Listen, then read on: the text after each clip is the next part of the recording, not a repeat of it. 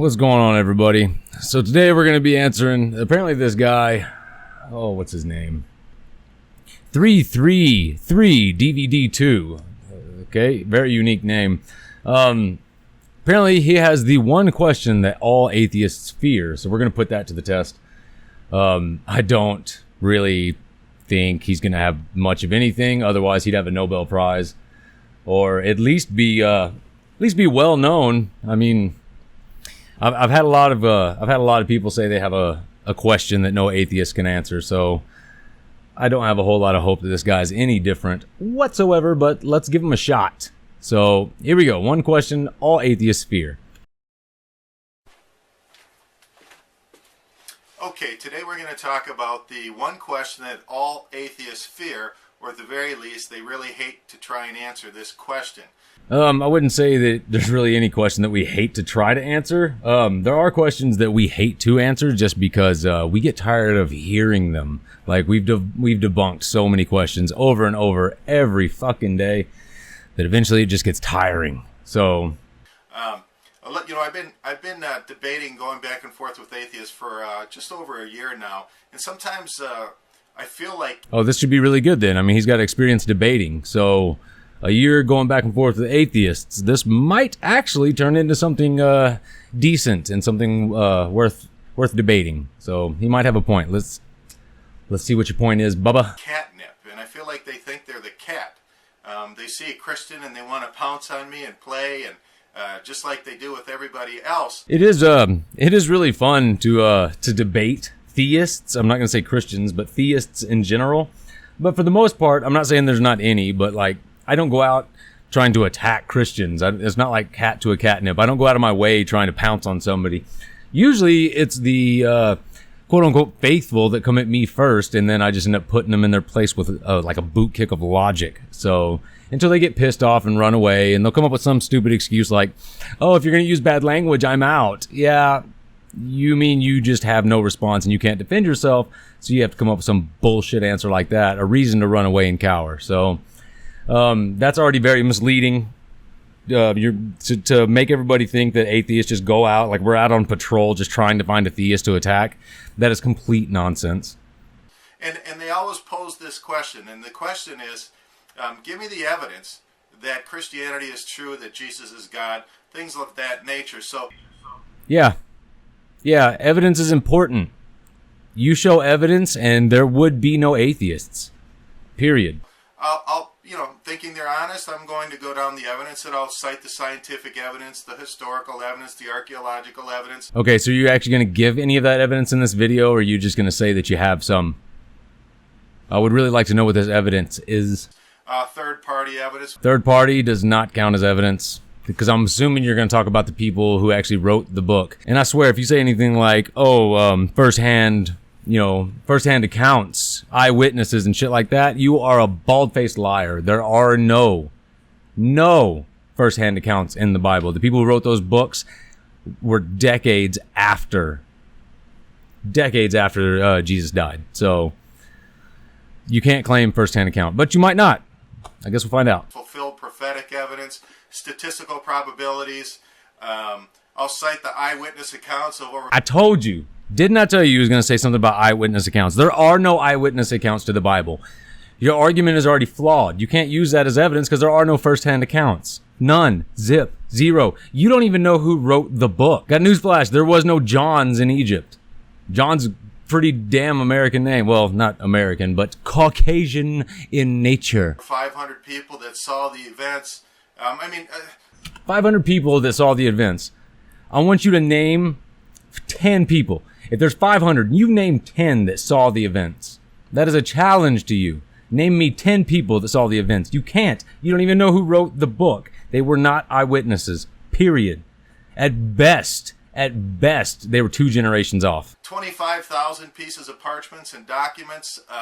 Parchments and documents, they're all based off the non-eyewitness stories of the Bible. So, what's your point here? You have documents supporting a document that has no proof. Has no evidence to be actually real. I will even give you that a man named Jesus existed, but if he did exist, he's nothing more than a con man and really good at what he did. Your 25,000 documents go out the window when they're based on a book that you have no evidence is real. First off, you have to show evidence that there is a God before you can even begin to say that the book is then proof of that God. That are original and show that the text has never been altered. Never been altered. How many different versions of the Bible are there now? This book is altered constantly, especially by Christian apologists. They'll go in there as soon as something doesn't make sense, especially for the times where it gets proven wrong by science. They're very quick to go in there and alter it a little bit. You know what I mean? Like now there's the New World version or something like that. It's amazing. Don't even begin to say that these texts are not altered. That is fucking bullshit. I mean, I go through mountains and mountains of evidence only to have them say at the end, well, that doesn't really count. That doesn't really count. And I just gave you examples of why. I gave you reasons why those do not count. Really evidence. You still don't have any proof that God exists. Correct. You still have no proof that God exists. If you were to prove that God exists or given any evidence whatsoever, one shred of evidence would turn every atheist. One shred of true evidence would turn every atheist immediately. Immediately. And I think I know where this guy is going. I think his question, just because of the way he's going on, I think his question is going to be, well, give me evidence that there is no God. So I got a feeling that's where this is going. I can just kind of feel it in my bones. I feel it in my bones. I can tell from just his tone and his demeanor, this is where it's going. This is going to be like his gotcha. But just in case it's not, we'll leave that for later in the video. But I'm pretty sure that's where it's going. Maybe, hopefully I'm wrong. Hopefully I'm wrong. You certainly don't have any proof that Jesus is God. Well, the first time I heard that, it was pretty stunning. I mean, I was actually stunned into silence. I didn't know what to say to that, because whenever you're speaking with somebody, you show them evidence. That is not evidence. I don't understand why you're stunned by that. You obviously do not know what evidence is. There's no reason to be stunned by that. That whoever said that to you was 100% in the right. Naturally, you think that they're actually going to look at the evidence and find out for sure for themselves, like millions and actually billions of other people have done, that it actually does exist. It might exist. I'm not denying that those documents and such do not exist. The problem is they do not prove a God. At best, they back up a story, your book. At best, they back up the Bible, which in and of itself is not evidence for a God. It was written by man. Wasn't even in eyewitness testimonies. It's no different than Hansel and Gretel. I mean, you believe a man lived inside of a fucking fish. How does that make sense? You explain to me how you, as a rational human being, can believe that a man lived inside of a fish. A great fish. Or, everybody, it cracks me up because every time you bring up a whale, if you say Jonah and the whale, they're like, oh, it wasn't a whale, it was a great fish. So now I've just started saying a great fish. So explain to me right now. How did a man live inside of a fish? But an atheist will just sort of brush it all aside. Which he should, or she should. And say that it doesn't really count. Well, I came on the one question that all atheists fear and no atheist can answer. Here it comes. Here it comes. Give me evidence that God doesn't exist. Watch. Watch. I'm calling this shit right now. By accident. Because one day I was so flustered I said, okay, show me the evidence you have to prove that God does not exist. Boom! I told you this fucker was going to say this. Okay, you obviously do not understand what atheism is. Atheism is simply a lack of belief in God without evidence to do so. The moment you bring evidence, like I said earlier, you will turn all atheists. Atheists are not saying that there 100% is no God. What we are saying is that you have not presented evidence to support a belief in God. The moment you do, we will not be atheists anymore.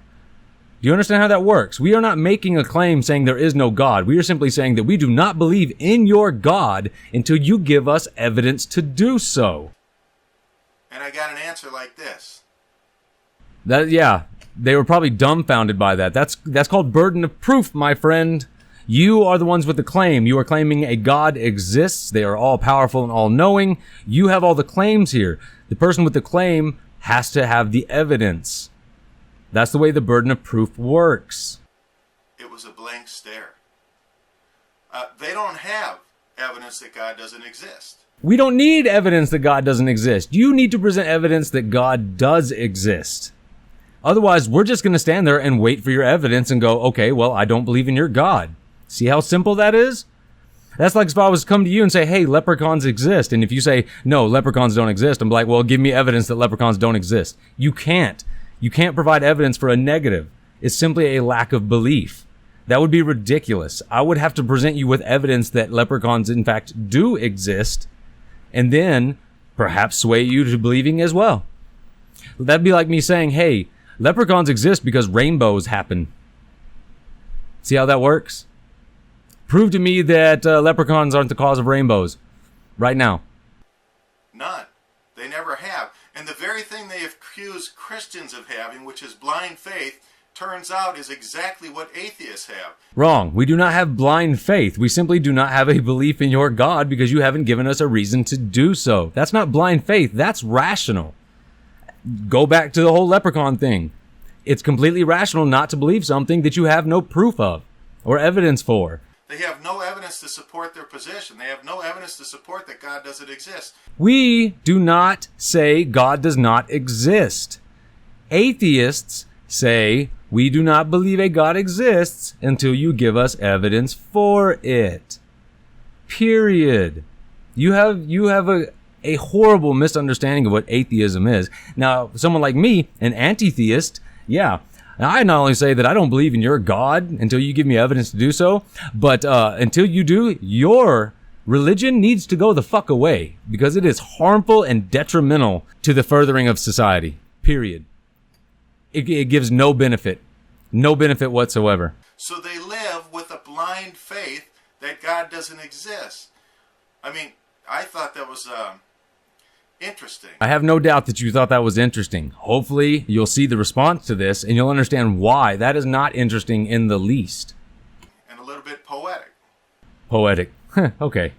Bring me evidence that leprechauns do not cause rainbows. That's it for this video.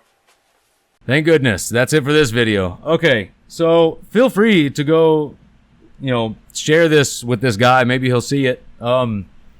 Or go try to explain to him why. I would prefer if you shared this with him. I'd really like him to see this. I don't think he will. I hope he does, though. Because I'm all about education. It's not his fault. He doesn't see the fault in his logic. You know what I mean? I mean, he's been indoctrinated in this, and theists in general, I speak Christian a lot because I live in a Christian nation, but theists in general are basically trained to abandon all logic. So anytime someone comes at them with logic, there's a reason they can't grasp it. They don't understand what the premise is. You know what I mean? So hopefully this guy will learn what atheism actually is.